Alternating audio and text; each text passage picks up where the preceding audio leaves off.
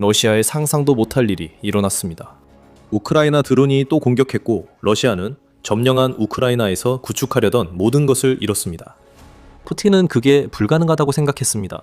우크라이나는 상상도 못할 일을 해냈습니다. 하지만 이제 푸틴에게 진짜 문제는 우크라이나가 한 일이 단지 시작에 불과하다는 점입니다. 우크라이나가 혼란의 무대를 마련해 더 심각한 일이 곧 닥칠 것입니다. 어떻게요? 그 질문에 몇 분 후에 답해드리겠습니다. 먼저 우크라이나가 점령지 깊숙한 곳에서 해낸 일이 있습니다. 우크라이나의 드론 부대는 푸틴이 전쟁에 내보내는 병력들을 소모시키기 위해 만들어낸 살상구역의 범위를 꾸준히 확장해왔습니다. 원래 살상구역도 매우 위험했고 전선 뒤 수마일에 걸쳐 드론과 대전차 방어장비로 채워져 있었습니다. 그 구역에 갇힌 수천 러시아인에게는 죽음을 의미했습니다. 이제 신형 드론 도입으로 우크라이나는 더 깊이 강하게 타격하고 있습니다.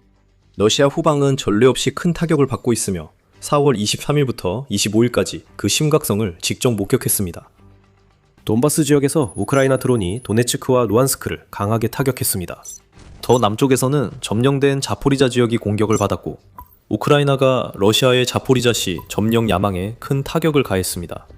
2-3일 동안 우리가 본 것은 러시아의 에너지, 물류, 그리고 지휘 구조를 겨냥한 지속적인 작전이었습니다. 우크라이나는 조직적이며 영리합니다. 드론 부대들이 그 어느 때보다 협력합니다. 점령지, 발트 지역, 러시아 우랄산맥 등 어디든 우크라이나 드론이 상상 못할 일을 해내고 있습니다. 4월의 공격은 러시아에 큰 충격을 주었고 우크라이나의 반복된 공격으로 러시아의 상황은 더욱 악화되고 있습니다. 모든 것은 루안스크에서 시작됐습니다. 우크라이나 최초 무인 시스템 부대 SBS 센터가 전선의 러시아군 보급 탄약 창고를 겨냥했습니다. 푸틴의 앞잡이들이 곧 루안스크를 넘어설 수 있을 거라고 생각했다면 그건 큰 착각입니다. 그들은 여전히 공격을 감행할 것입니다. 푸틴이 그렇게 명령할 테니까요. 하지만 그들의 소총에는 탄약이 없을 것이고 병사들은 우크라이나 드론에 의해 무참히 당할 것입니다. 우크라이나의 네메시스 부대는 러시아 루안스크의 보급망을 마비시킨 데 이어 4월 24일 자포리자에서 드론 착륙장과 저장고를 공격했습니다. 더 많은 보급망이 무너졌고 동시에 러시아의 중장거리 드론 전략까지 망가뜨렸습니다. 뒤주세라 첫 번째 SBS 센터는 4월 24일 다시 루안스크를 겨냥해 또 다른 탄약고를 파괴했습니다. 이 모든 일이 벌어지는 동안 제1 SBS 센터는 우크라이나 제국 카이로스 대대와 협력해 4월 23일부터 25일까지 도네츠크와 자포리자에서 여러 목표물을 타격했습니다. 조주 전체에서 통신 허브가 마비되었습니다. 우크라이나는 통신탑도 파괴해 러시아 지휘관들이 전선의 병사들에게 우크라이나 드론을 향해 정면 돌격하고 운에 맡겨라는 식의 명령을 전달하기 더 어렵게 만들었습니다. 우크라이나 무인 시스템 부대의 K2 여단 이 4월 24일 작전에 참여해 루안스크에서 이번에는 러시아 보급 거점을 파괴했습니다. 그리고 네메시스는 거기서 멈추지 않았습니다. 자포리자에 있는 드론 착륙 및 저장 시설을 공격한 데 이어 또 다른 통신탑을 타격했습니다. 이번에는 우크라이나의 드론이 너무 강력하게 타격해서 전체 타워가 무너졌습니다.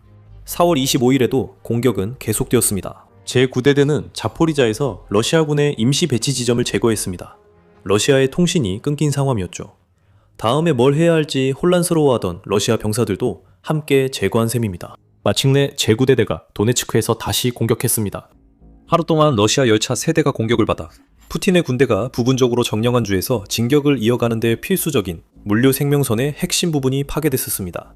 3일간 많은 공격이 있었고 이를 매우 기뻐한 사람은 우크라이나 무인 시스템군 사령관 로베르트 브로브디였습니다. 로베르트 브로브디는 러시아 군인들을 향한 통쾌한 텔레그램 비난글에서 우크라이나의 중거리 타격 성공을 보여주는 영상을 올리며 할 말이 많았습니다. 그들은 점령지에서 좁은 시각으로 문명을 유린했습니다. 마치 석기시대의 벨콤처럼요. 철도 물류는 갯썰매와 곤돌라로, 통신은 인터넷과 비둘기로, 창고와 유류 저장소도 마찬가지였습니다.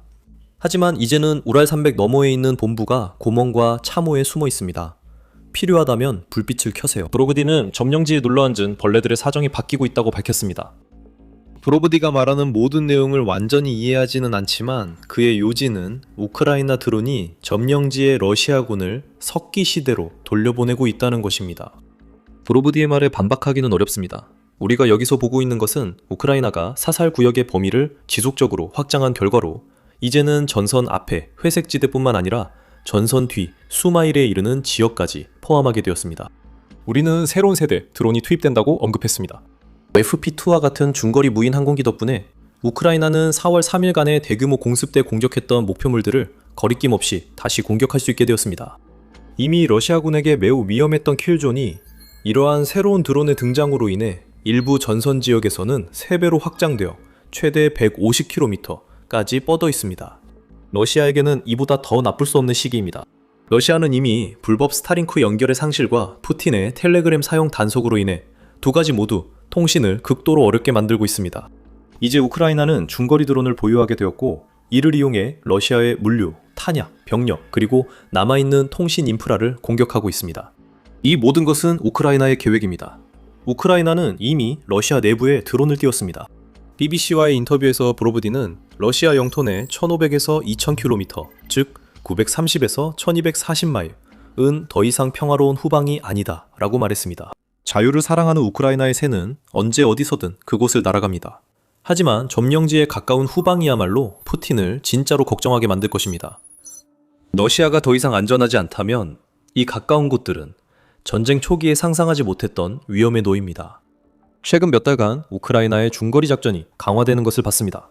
에비에이션 위크에 따르면 2025년 12월부터 2026년 3월 사이에 우크라이나는 1588대 중거리 드론을 발사했고 이 드론들은 총 408개의 표적을 공격했습니다. 3월 한 달 동안만 우크라이나는 222개의 표적을 타격했는데 이는 4개월 전체 총합의 절반이 넘는 수치입니다. 우크라이나는 FP1, FP2, CAT-6, FD-29, E-300 드론을 러시아 점령군에 대량으로 투입했습니다. 이 드론들은 우리가 이미 논의했던 종류의 표적뿐만 아니라 러시아가 점령지에 설치한 방공망도 겨냥해 공격하고 있습니다. 우리는 러시아의 곧 시작될 큰 혼란에 단서를 제공했습니다. 푸틴의 방공망 문제가 그의 군대의 판도가 진짜로 바뀌기 시작할 지점입니다. 중거리 드론이 우크라이나에서 큰 역할을 하고 있으며 앞으로 더 많아지고 효과적일 것입니다. 현재 점령지 공격에도 우크라이나 제작 드론이 사용되고 있습니다. 하지만 이번 전쟁에서 보았듯 우크라이나는 훌륭한 것을 만들어냈고 이제 유럽의 파트너들과 손잡고 자신들이 개발한 것을 진정한 게임 체인저로 만들려 하고 있습니다. 노르웨이는 이미 동참했습니다. 4월 27일 유나이티드 24 미디어는 우크라이나와 노르웨이가 수천 대의 중거리 드론 생산을 위해 협력하는 새로운 방위 협정에 서명했다고 보도했습니다. 노르웨이는 이 프로젝트 전체를 자금 지원하고 있으며 이를 통해 우크라이나는 노르웨이 영토에 생산 시설을 설립하게 됩니다. 이것은 현명한 결정입니다. 푸틴이 그 시설에 뭔가 하려면 나토 회원국에 미사일을 쏴야 합니다. 이번 합의는 노르웨이가 2026년에 우크라이나를 위해 이니 배정한 70억 달러의 자금에 추가되는 것으로 노르웨이는 우크라이나에서 생산된 무기를 우크라이나 방위군이 사용할 수 있도록 15억 달러를 추가로 지출할 예정입니다. 이것은 우크라이나가 4월 23일부터 25일까지 연이어 치명타를 가한 후 푸틴의 심기를 건드리는 일입니다. 더 많은 중거리 드론이 투입될 예정이며 러시아 지도자가 이에 대해 할 수 있는 일은 아무것도 없습니다. 우크라이나로 돌아가 보면 그 나라의 무인 시스템 부대가 규모를 확장하고 있습니다. 2026년 초 그들은 딥 스트라이크 센터를 설립했으며 이 센터는 우리가 우크라이나의 4월 3일간의 맹공 동안 보았던 유형의 공격을 조정하는 데 사용되고 있습니다. 그 센터는 우크라이나의 중장거리 타격 속도를 극적으로 높였습니다. 브로브디의 목표는 무인 시스템 부대를 늘려 우크라이나 군대의 5%를 차지하게 하는 것입니다. 그 병사들은 셀 수 없이 많은 드론을 운용하게 될 것이며 본질적으로 우크라이나 군대의 5%라는 숫자보다 훨씬 더 강력한 로봇 군대를 구성하게 될 것입니다. 이 모든 것은 푸틴에게 큰 메시지입니다. 이제 거리는 러시아 군사 자산을 지키지 못합니다. 우크라이나 드론이 러시아 영토 1000마일 이상 깊숙이 타격해 푸틴의 석유와 가스 공급이 위험해졌습니다. 우크라이나의 살상구역 확대로 러시아가 우크라이나로 보내는 장비 생산 공장 등 러시아 후방도 더 이상 안전하지 않습니다. 드론들이 도네츠크와 자포리자 같은 곳에서 모든 것을 파괴하고 있으며 이는 점점 더 혼란스러워지고 푸틴이 시작한 봄 공세에 필요한 보급품이 부족한 러시아 전선에 분명한 영향을 미치고 있습니다. 우크라이나에서 러시아는 이미 완전히 혼란에 빠졌습니다. 하지만 진짜 문제는 이미 상상 못한 일이 러시아에 일어났고 더 나쁜 일이 오고 있다는 점입니다. 푸틴의 앞잡이들이 우크라이나 드론의 지속적 공격에 대응하는 동시에 드론이 그 어느 때보다 더 효과적이게 될 문제로 고심하고 있습니다. 그 문제가 무엇인지 알아보기 전에 여러분은 지금 더 밀리터리 쇼를 시청하고 계시다는 점을 잠깐 상기시켜드립니다. 이런 인사이트가 필요하시다면 꼭 구독해주세요. 저희는 매주 이렇게 자세히 분석해드립니다. 현재 러시아는 위기에 처해 있으며 그 범위는 우크라이나가 푸틴 군대에 가한 3일간의 지옥보다 훨씬 넓게 퍼지고 있습니다. 우크라이나의 중거리 공격이 지금 이렇게 성공적인 가장 큰 이유 중 하나는 우크라이나가 그런 공격을 할 수 있는 드론을 자체적으로 제작한 것뿐만 아니라 러시아가 바로 그 드론을 막아야 할 무기들의 심각한 부족 사태를 겪고 있기 때문입니다. 러시아 방공망이 무너지는 이유는 미사일 부족 때문입니다. 이는 4월 27일 비즈니스 인사이더의 보도에 따른 것으로 우크라이나군 총사령관 올렉산드르 시에르스키가 우크라이나의 러시아 생산 시설에 대한 공격이 푸틴의 대공미사일 비축량을 심각하게 약화시키고 있다고 언급했습니다. 저도 그 점을 언급했습니다. 러시아 생산 시설에 대한 체계적인 공격은 이미 우크라이나의 무인 시스템과 타격 자산을 막기 위한 미사일 부족을 겪고 있는 적의 방공 능력을 더욱 약화시키고 있습니다. 시르스키는 캐나다 국방참모총장 제니 카라니안 장군과 회담 후 성명을 발표했습니다. 우크라이나가 점령지에서 최근 공격을 감행하기 전에 이미 이런 일이 일어날 것이라는 암시가 있었습니다. 지난 3월 유나이티드 44 미디어는 러시아가 대공미사일 위기로 어려움을 겪는다고 보도했습니다. 이 보도는 우크라이나가 기록적인 영토 해방 작전 중일 때 나왔으며 우크라이나는 2월 마지막 몇 주 동안 러시아에 빼앗긴 것보다 더 많은 땅을 되찾았습니다. 이러한 성과는 부분적으로 우크라이나가 전선 너머 회색지대에서 방어선을 구축하던 러시아 침투 부대의 지원을 담당하던 러시아 후방을 타격할 수 있었기 때문에 가능했습니다. 러시아의 부족 현상은 주로 우크라이나에 배치된 판치르와 같은 구형 방공 시스템에 집중되었습니다. 하지만 러시아 군사 블로거 리바르가 밝힌 바와 같이 문제는 전반적으로 존재합니다. 리바르는 수만 발의 판치르 미사일을 그저 허공에서 만들어내는 것은 물리적으로 불가능하다고 말합니다. 우크라이나가 중장거리 드론 공격을 강화하면서 러시아의 방공망에 그 어느 때보다 큰 부담을 주고 있다고 덧붙였습니다. 그리고 장거리 공격이 대공미사일을 생산하는 공장과 그 안에 들어가는 부품까지 타격할 때 문제는 더욱 심각해집니다. 아주 간단합니다. 우크라이나가 생산 수단을 파괴하면 러시아는 미사일을 더 쓰게 되고 결국 미사일이 바닥나 우크라이나 드론이 방어망을 뚫고 목표를 타격합니다. 생산시설 공격도 계속됩니다. 이것이 러시아 방공망이 실시간으로 약화되는 과정입니다. 도네츠크, 루안스크, 자포리자, 크림반도 점령분들은 이제 막을 수 없는 드론 타격을 직접 겪고 있습니다. 그리고 러시아가 부족해지는 것은 미사일뿐만이 아닙니다. 그 미사일을 발사하도록 설계된 실제 시스템들도 대량으로 파괴되고 있습니다. 우크라이나는 러시아의 대공 미사일 생산을 겨냥한 작전과 함께 중장거리 타격으로 방공 시스템과 레이더를 공격하고 있습니다.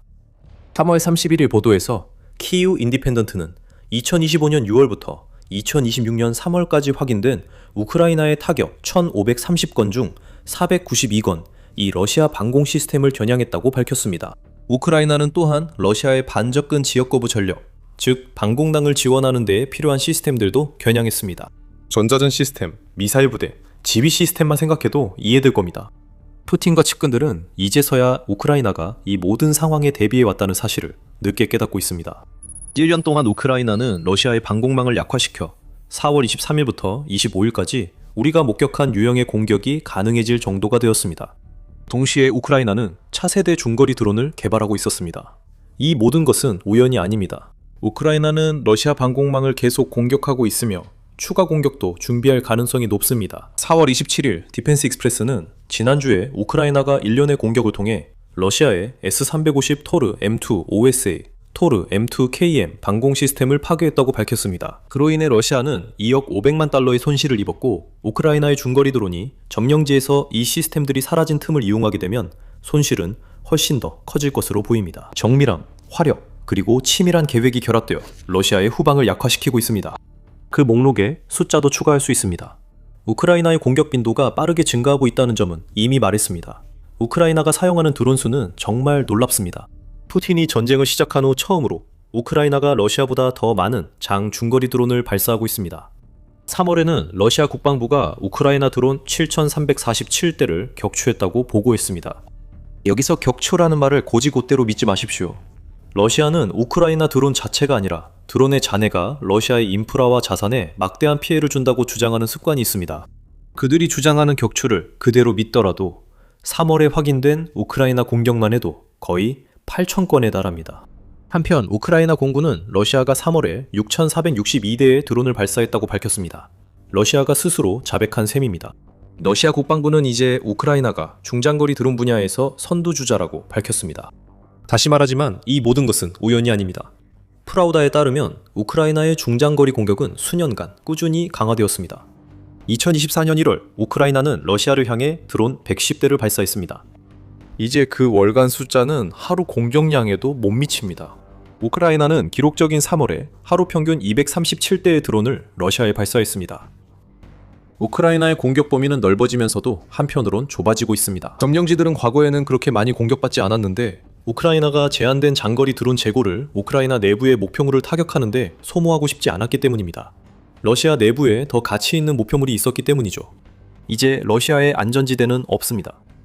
우크라이나 드론이 늘면서 러시아 방공 문제가 심화되고 방공 시스템 파괴도 증가하고 있습니다. 우크라이나가 공격을 강화함에 따라 러시아는 매달 수백, 아니 수천 덜의 추가 방공 미사일을 소모해야 합니다. 러시아가 공격을 막아도 대공 미사일 비축량 감소로 추가 공격에 계속 노출될 수 있습니다. 수년간 러시아는 물량 공세로 우크라이나 방공망을 무너뜨리려 했습니다. 이제 우크라이나가 그 전략을 푸틴에게 되돌렸고 러시아 대통령은 혼란 속에서 울부짖는 것 외엔 할 수 없습니다.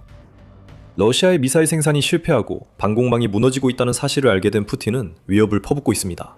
그는 우크라이나가 노르웨이 같은 나라들과 체결하고 있는 그런 종류의 협정에 대해 매우 불만스러워하고 있습니다. 그는 러시아 국방부가 4월 성명에서 이를 명확히 했다고 밝혔습니다.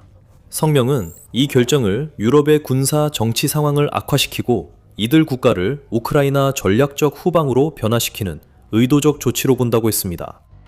푸틴의 신뢰받는 대변인 드미트리 메드베데프는 유럽에서 러시아군의 잠재적 표적 목록을 언급하며 우크라이나 지원이 계속되면 예측 불가한 결과가 올 수 있다고 경고했습니다. 이것들은 푸틴과 측근들이 수년간 해온 공허한 위협일 뿐입니다.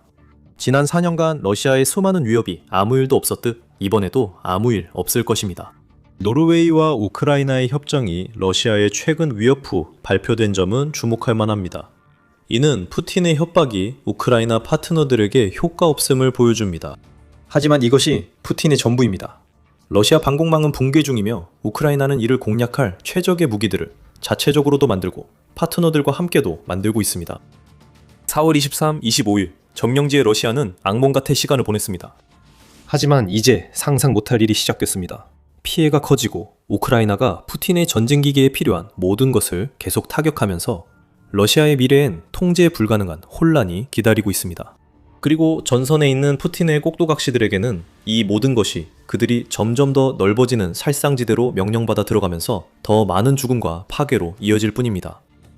점령지에서 러시아의 주요 자산이 3일 만에 파괴된 것은 지난 몇 주 동안 우크라이나가 푸틴에게 과시할 수 있는 엄청난 성과 중 하나에 불과합니다. 러시아에서는 거대한 화염폭풍이 경제의 생명줄인 석유를 집어삼키며 불타고 있습니다. 우크라이나의 드론이 다시 투입되었습니다. 우크라이나가 푸틴의 모든 영토에 걸쳐 러시아 석유 시설을 타격한 내용을 다루는 저희 영상을 시청하시면 더 많은 정보를 확인하실 수 있습니다. 이 영상이 재미있으셨다면 더 밀리터리 쇼를 구독해 우크라이나가 푸틴의 침략군을 상대로 거둔 최신 성과를 다룬 저희 영상을 놓치지 마세요. 시청해주셔서 감사합니다.